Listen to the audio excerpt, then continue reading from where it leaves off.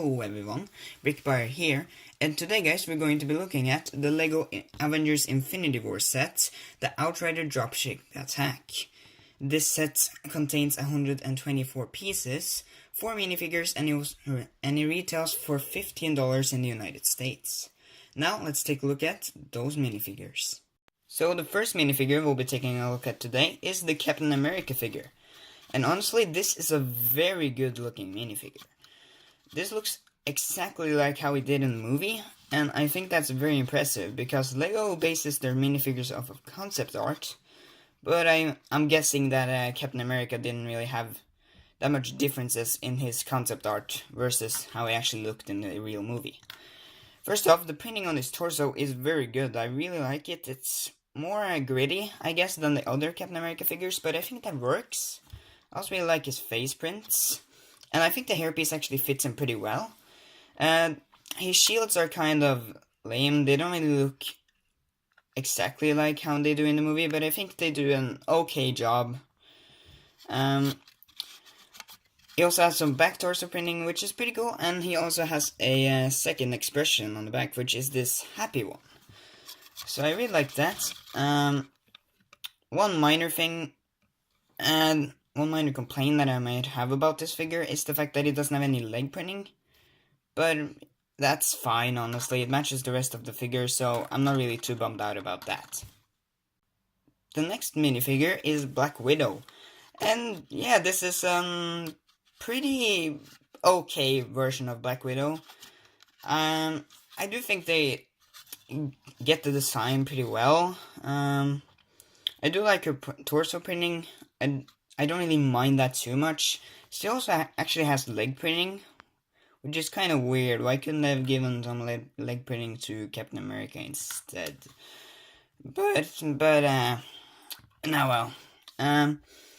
She also uses Jyn Erso's headpiece from the Rogue One sets, which honestly I don't think looks bad at all.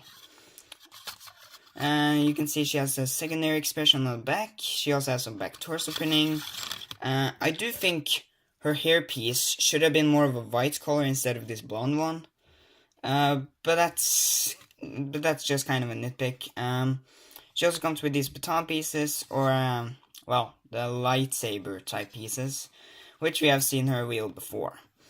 Anyways, yeah, this is a pretty okay minifigure.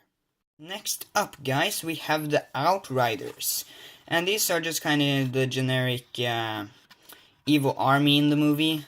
But honestly, I think LEGO did a really good job on this minifigure. First off, when you look at him from the front, he has some very good printing on his torso and the front of his face. That face print is actually quite creepy. No printing on the legs or anything like that, but I don't really mind that too much. It's just, I mean, he's just a generic foot soldier figure, so now well, he does come with this really cool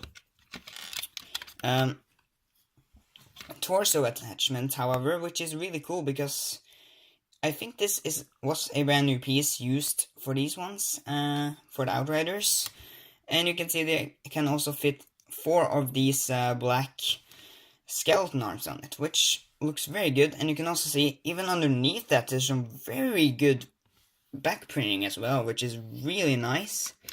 And it does get covered up by that, but now well. And even has some back head printing, which is really impressive for just this kind of generic foot soldier character. Now, we do get 2 of them in the set. You can see I have 2 of them right here. They're exactly the same, but hey, it's good for army building at least. Anyways, that was it for the minifigures. Now let's go on to the build of the set. So here is the Outrider Dropship. And honestly, this is not a bad build for a battle pack at all. You can see on the sides it has these stickers, which actually looks pretty cool. I do like these colors, that kind of sand blue colors. I do really like those. You can see it has the exact same sticker on the other side.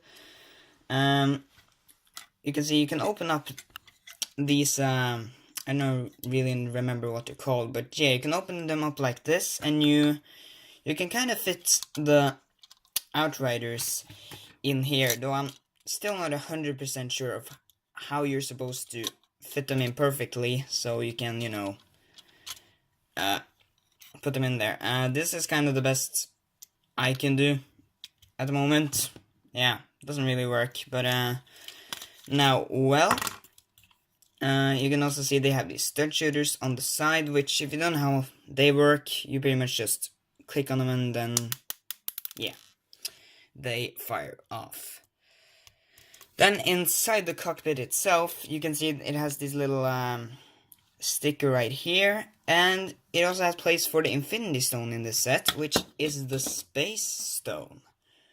Really do like how these ones came out. They're of course bigger than they are in the actual movie, but I think they actually really work. And you can see you can just kind of fit that little Infinity Gem right. Oh, I'm so dumb. Right there. And you can see it fits very well.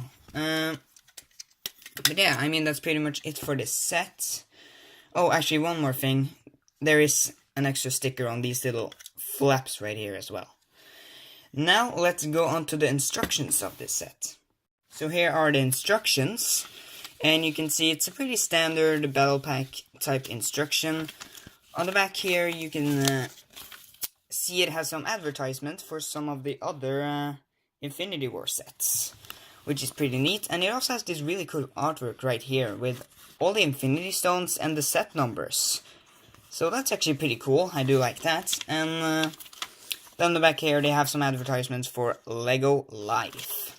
But yeah, that's pretty much it for the instructions. I don't have the box for this set, unfortunately, but now well. One more thing though, guys, before we go to my final thoughts.